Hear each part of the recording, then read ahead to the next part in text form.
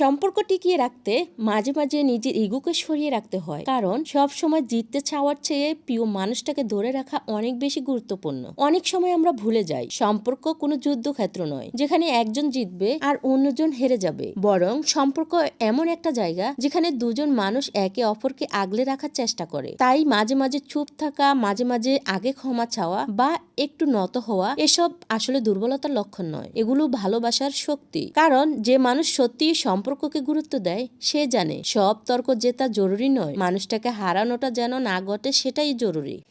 নত হওয়া মানে ছোট হয়ে যাওয়া নয়, বরং এটা দেখায় আপনার কাছে সেই মানুষটা কতটা মূল্যবান। যখন দুজন মানুষই বুঝতে শেখে যে ইগোর চেয়ে সম্পর্ক বেশি গুরুত্বপূর্ণ, তখনই ভালোবাসা ধীরে ধীরে গভীর হয়ে ওঠে। কারণ দীর্ঘস্থায়ী সম্পর্ক কখনই শুধু ভালোবাসার কথাই টিকে থাকে না, সেটা টিকে থাকে বোঝাপড়া, ধৈর্য আর একে অপরের জন্য একটু করে হার মানার মধ্যে। আর এই ছোট ছোট হারই শেষ পর্যন্ত সম্পর্ককে বড় এক জয়ে পরিণত করে।